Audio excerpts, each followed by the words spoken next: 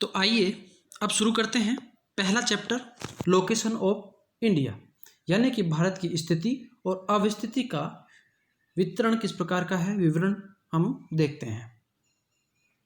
भारत की स्थिति का अवलोकन हम दो तरीके से करते हैं, पहला खगोलीय स्थिति और दूसरा भौगोलिक स्थिति।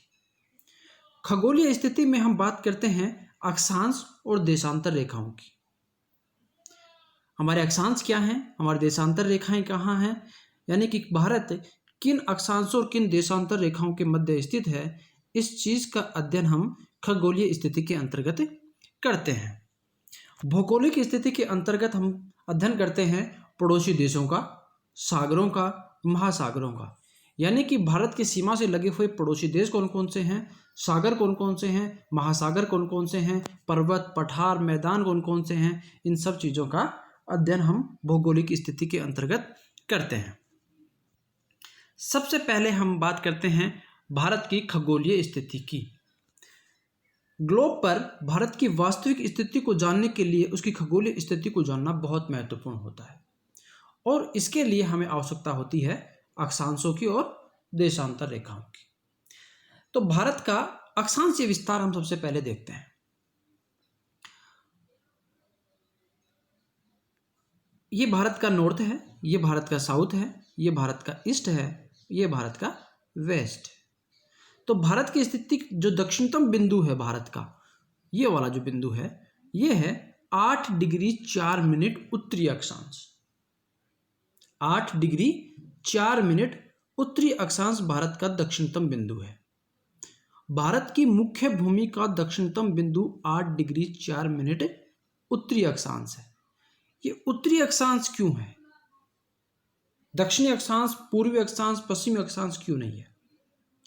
तो मैं आपको बता दूं कि भारत जो है वो भूमध्य रेखा के उत्तर में स्थित है। भूमध्य रेखा भारत के जस्ट नीचे से गुजरती है, लगभग 900 किलोमीटर की दूरी पर भूमध्य रेखा है और इसके उत्तर में भारत की स्थिति है। भूमध्य रेखा पूरे विश्व को दो भागों में बांटती है, दो गोलार्धों में बांटती है। इसके उत्तर का भाग उत्तरी गोलार्ध कहलाता है और दक्षिण का भाग दक्षिण गोलार्ध कहलाता है। इस तरीके से देखें तो भारत की स्थिति जो है वो विषुवत रेखा या भूमध्य रेखा के उत्तर में स्थित है, इसलिए उत्तरी अक्षांश यहां पर आता है। उत्तरी बिंदु जो है, ये वाला जो बिंदु है हमारा, वो 37 डिग्री 6 मिनट उत्तरी अक्षांश है। तो आपसे पूछा जाए कि भारत का अक्षांशीय विस्तार क्या है, तो आप क्या बताएंगे? 8 डिग्री 4 मिनट उत्तरी अक्षांश से 37 डिग्री 6 मिनट उत्तरी अक्षांश पर भारत स्थित है। भारत की जो मुख्य भूमि है, इसका जो दक्षिणतम पार्ट है, ये तमिलनाडु का भाग है, इसको हम कन्याकुमारी के नाम से जानते हैं। कन्याकुमारी के नाम से जानते हैं। भारत की मुख्य भूमि का दक्षिणतम बिंदु क्या है? कन्याकुमारी है। किस राज्य में स्थित है यह? तमिलनाडु में स्थित है। ठीक है। और उत्तरतम बिंदु जो है भारत का, वो है इंद्राकोल, जम्मू कश्मीर में स्थित है। यानी कि J&K में भारत का उत्तरतम पार्ट पड़ता है, जो अक्षांश की स्थिति से देखें तो 37 डिग्री 6 मिनट उत्तरी अक्षांश वाला जो पार्ट है वो यहाँ पर है, जम्मू कश्मीर राज्य में है। और यहाँ पर एक छोटा सा शहर या एक बिंदु है जिसको हम कहते हैं इंद्राकोल। तो भारत का दक्षिणतम बिंदु क्या है? कन्याकुमारी है। उत्तरतम बिंदु क्या है? इंद्राकोल है।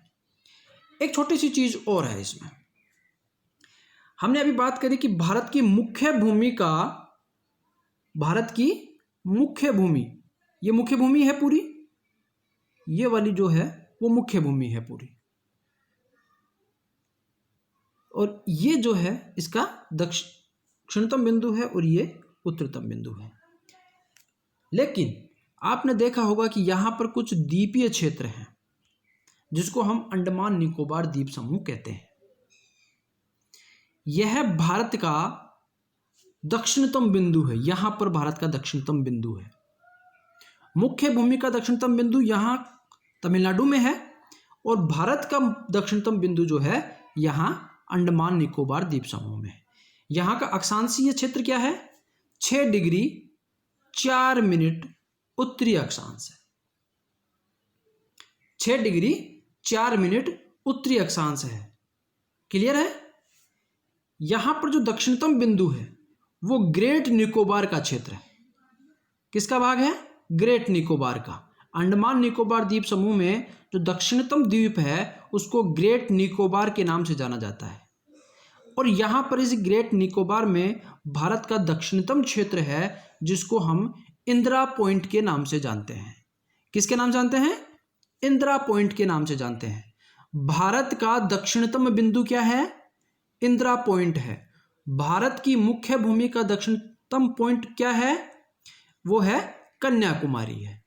तो इंदिरा पॉइंट को हम भारत का दक्षिणतम बिंदु कहते हैं जो ग्रेट निकोबार में स्थित है और उसका अक्षांश है 6 डिग्री 4 मिनट। क्लियर है? इस इंदिरा पॉइंट को पिग्मेलियन पॉइंट अथवा पार्सन पॉइंट भी कहा जाता है। क्लियर है? ओके। अब हम बात करते हैं हमारे यहां देशांतरीय विस्तार की। देशांतरीय विस्तार की दृष्टि से देखें तो भारत का पश्चिम जो बिंदु है, भारत का जो पश्चिमतम बिंदु है वह है 68 डिग्री 7 मिनट, 68 डिग्री 7 मिनट पूर्वी देशांतर। अब यहां पर पूर्वी देशांतर आ गया। इस पूर्वी देशांतर का मतलब क्या है? पूर्वी देशांतर क्यों आया? तो आपको बताएं कि जिस प्रकार से अक्षांश रेखाओं में 0 डिग्री की जो अक्षांश रेखा है वो दुनिया को 2 गोलार्धों में विभाजित करती है, एक उत्तरी गोलार्ध और दूसरा दक्षिणी गोलार्ध। इसी प्रकार से देशांतर रेखाओं में भी एक मध्यमतम बिंदु है, 0 डिग्री देशांतर के नाम से जाना जाता है। इस 0 डिग्री देशांतर के पूर्व वाला जो भाग है वह कहलाता है पूर्वी गोलार्ध और पश्चिम वाला भाग जो है वह कहलाता है पश्चिमी गोलार्ध। क्योंकि भारत की स्थिति ग्रीनविच रेखा या 0 डिग्री देशांतर के पूर्व में स्थित है इसलिए भारत के देशांतरों के साथ पूर्वी देशांतर लिखा हुआ मिलता है। तो भारत का जो पश्चिमतम बिंदु है ये पश्चिमतम बिंदु है और यहाँ से शुरू होती है हमारी देशांतरीय विस्तार की सीमा 68 डिग्री 7 मिनट पूर्वी देशांतर। और भारत का जो पूर्वी बिंदु है वो है 97 डिग्री 25 मिनट पूर्वी देशांतर। तो भारत का देशांतरीय विस्तार क्या हुआ? 68 डिग्री 7 मिनट पूर्वी देशांतर से 97 डिग्री 25 मिनट पूर्वी देशांतर के बीच में भारत स्थित है। भारत के पश्चिमतम जो बिंदु है यहां पर एक राज्य है गुजरात। कौन सा राज्य है? भारत का सबसे पश्चिम वाला जो राज्य है उसका नाम है गुजरात और जो सबसे पूर्व वाला है वो है अरुणाचल प्रदेश। पश्चिम में कौन सा राज्य है? गुजरात और पूर्व में राज्य है अरुणाचल प्रदेश। ठीक है। गुजरात में कच्छ क्षेत्र है। भारत का जो पश्चिमतम जिला है वो है कच्छ। भारत का पश्चिमतम जिला है कच्छ और यहां पर एक क्षेत्र है जिसको गोरमोता कहते हैं। क्या कहते हैं? गोरमोता। 68 डिग्री 7 मिनट पूर्वी देशांतर पर भारत का पश्चिमतम बिंदु है जिसे गोरमोता कहते हैं और अरुणाचल प्रदेश में ही भारत का पूर्वोत्तम बिंदु है जिसे किबिथु कहते हैं। क्या कहते हैं? किबिथु। किबिथु अरुणाचल प्रदेश में जो भारत का पूर्वोत्तम क्षेत्र है, पूर्ववर्ती क्षेत्र है, उसको हम किबिथु कहते हैं। पश्चिमतम क्षेत्र गोरमोता और पश्चिम और पूर्वोत्तम बिंदु किबिथु है। क्लियर है? अब हम बात करते हैं भारत की खगोलीय स्थिति को देखने के बाद में हम कह सकते हैं कि भारत उत्तरी गोलार्ध में है और पूर्वी गोलार्ध में है। अक्षांशीय दृष्टि से भारत उत्तरी गोलार्ध में है और देशांतरीय दृष्टि से भारत पूर्वी गोलार्ध में है। अब कुछ लोग पूछ लेते हैं, कुछ लोग सवाल उठाते हैं या सवाल कर लेते हैं कि भारत की स्थिति ग्लोब पर उत्तर पूर्वी गोलार्ध में है। ये सवाल आ गया आपसे, आपको यस और नो में जवाब देना है, तो आपका जवाब होगा नो। अभी हमने बात करी भारत उत्तरी गोलार्ध में और पूर्वी गोलार्ध में स्थित है, यहां हमने कहा उत्तर पूर्वी गोलार्ध में स्थित है, तो आपका आंसर क्या हुआ? नो। क्यों हुआ नो? इसका आंसर क्या होगा? हमने कहा नहीं, भारत की स्थिति उत्तरी एवं पूर्वी गोलार्ध में है, ना कि उत्तर पूर्वी गोलार्ध में, क्योंकि उत्तर पूर्वी गोलार्ध कोई गोलार्ध होता ही नहीं है, तो भारत की स्थिति कैसी होगी? अब इसको इस प्रकार से समझिए, ये मान लो पूरी पृथ्वी है, ये वाला उत्तरी गोलार्ध, ये वाला दक्षिणी गोलार्ध, ये वाला पूर्वी गोलार्ध और ये वाला पश्चिमी गोलार्ध। अब हमने क्या कहा कि भारत की स्थिति ग्लोब पर उत्तर पूर्वी गोलार्ध में है। उत्तर पूर्वी गोलार्ध तो ये हुआ, ठीक है, ऐसा तो कोई गोलार्ध था ही नहीं। हमने जब स्टडी की इस चीज की तो ऐसा कोई गोलार्ध तो था ही नहीं कि हमने कहा हो कि उत्तर पूर्वी गोलार्ध, दक्षिण पश्चिमी गोलार्ध, इस प्रकार से तो कोई गोलार्ध नहीं था। तो सवाल तो वहीं पर नो हो गया। स्थिति देखने के बाद हमें पता चल रहा है कि आंसर क्या होना चाहिए? भारत अक्षांशीय दृष्टि से उत्तरी गोलार्ध में है और देशांतरीय दृष्टि से पूर्वी गोलार्ध में स्थित है। क्लियर? अब बात करते हैं भारत का खगोलीय अंतर, यानी कि अक्षांशीय और देशांतरीय अंतर और उसकी लंबाई और चौड़ाई। भारत का अक्षांशीय विस्तार जो है, हमने देखा था कि कितना है, 8 डिग्री 4 मिनट से 37 डिग्री 6 मिनट। हमारा अक्षांशीय विस्तार किन किन अक्षांशों के बीच में है? दक्षिण में 8 डिग्री 4 मिनट से उत्तर में 37 डिग्री 6 मिनट। इसका जो अंतर है वो है 29 डिग्री 2 मिनट का अंतर आता है। यानी कि हमारे दक्षिणतम बिंदु से उत्तर की ओर जाएंगे तो कितने अक्षांश पड़ेंगे? 29 अक्षांश पड़ेंगे। ठीक है। उसी प्रकार से देशांतरीय विस्तार की बात करें तो यह भी 29 डिग्री 18 मिनट पूर्वी देशांतरों में व्याप्त है। यानी कि दोनों का अंतर क्या है? पश्चिम से पूर्व की ओर कितने देशांतरों में भारत फैला हुआ है? 29 डिग्री और 18 मिनट। इसको देखने के बाद हम कह सकते हैं कि भारत का देशांतरीय विस्तार अक्षांशीय विस्तार की तुलना में अधिक है। ठीक है। अब लंबाई और चौड़ाई की बात करते हैं। लंबाई और चौड़ाई की बात करें, लंबाई उत्तर से दक्षिण और चौड़ाई पूर्व से पश्चिम। उत्तर से दक्षिण में भारत की लंबाई है 3214 किलोमीटर। उत्तर से दक्षिण की ओर भारत की लंबाई क्या है? 3214 किलोमीटर। और पूर्व से पश्चिम में या पश्चिम से पूर्व में भारत की जो चौड़ाई है वो है 2933 किलोमीटर। 2933 किलोमीटर लंबाई क्या है भारत की उत्तर से दक्षिण? 3214 किलोमीटर। कितनी है? 3214 किलोमीटर। और चौड़ाई कितनी है पश्चिम से पूर्व की ओर? 2933 किलोमीटर। क्लियर? इसके बाद परिणाम क्या निकला कि चौड़ाई की तुलना में लंबाई अधिक है। चौड़ाई की तुलना में लंबाई अधिक है। अब एक सवाल उठता है कि भारत का अक्षांशीय एवं देशांतरीय विस्तार लगभग समान है। आपने देखा 29 डिग्री 2 मिनट और 29 डिग्री 18 मिनट, बहुत ज़्यादा डिफरेंस नहीं है अक्षांशीय विस्तार और देशांतरीय विस्तार में, लेकिन लंबाई और चौड़ाई में अंतर है। लंबाई 3214 किलोमीटर की है और चौड़ाई 2933 किलोमीटर की। तो ऐसा क्यों है? आपका अक्षांशीय और देशांतरीय विस्तार लगभग समान है लेकिन लंबाई और चौड़ाई में अंतर है, क्यों? पहला सवाल। दूसरा सवाल, यदि हम बात करें तो हमारा देशांतरीय विस्तार अधिक है। हमारा देशांतरीय विस्तार अक्षांशों की तुलना में अधिक है, हमने अभी कहा, लेकिन चौड़ाई कम है। देशांतर रेखाएं इसी प्रकार से खींची जाती हैं, ठीक है ना, और अक्षांश रेखाएं ऐसे खींची जाती हैं।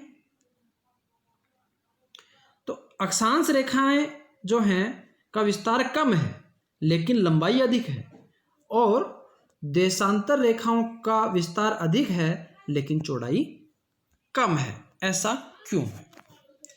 तो इसका आंसर है, भारत विषुवत रेखा पर स्थित ना होकर के थोड़ा उत्तरी गोलार्ध में स्थित है। ये बात आपको क्लियर हो गई। लगभग 900 किलोमीटर की दूरी पर स्थित है। विषुवत रेखा से भारत की स्थिति जो है वो लगभग 900 किलोमीटर दूर स्थित है। यह आप सबको पता है कि विषुवत रेखा से ध्रुवों की ओर जाने पर अक्षांश रेखाओं के बीच की दूरी समान रहती है। अक्षांश रेखाएं इस प्रकार से खींची जाती हैं, और ध्रुव ये 0 डिग्री की देशांत अक्षांश रेखा है। उत्तर जाएंगे या दक्षिण जाएंगे, इनके बीच की जो दूरी है वो लगभग समान रहेगी, हमेशा समान रहती है, ठीक है।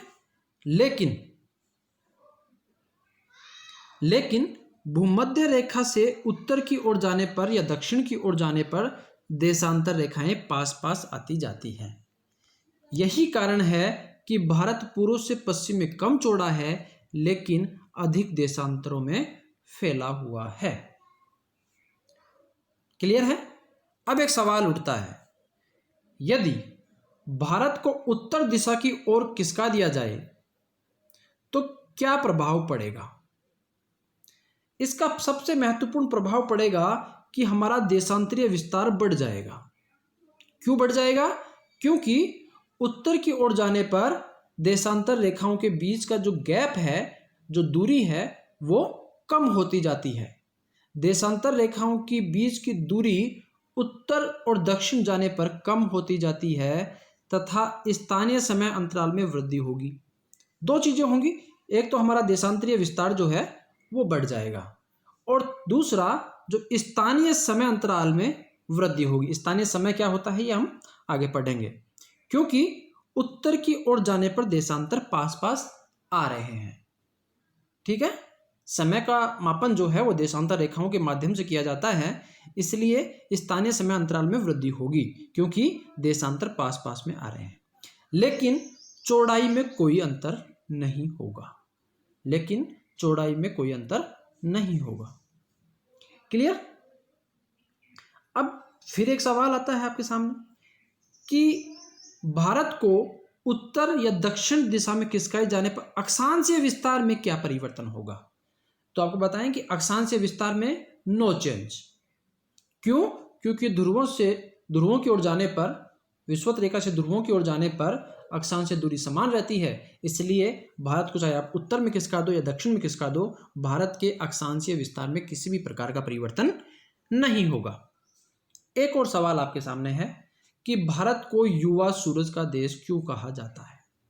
हमने पहले इंट्रोडक्शन जो हमने देखा था उसमें इसका आंसर दिया था, आप फिर से इसको देखिए कि भारत को युवा सूरज का देश कहा जाता है क्योंकि भारत उष्ण उपोष्ण कटिबंध में स्थित है, जिस कारण सूर्य की किरणें सीधी चमकती हैं। ऐसे क्षेत्र जहां पर सूर्य की किरणें सदैव या वर्ष भर सीधी चमकती हैं, उन्हें हम युवा सूरज का देश कहते हैं।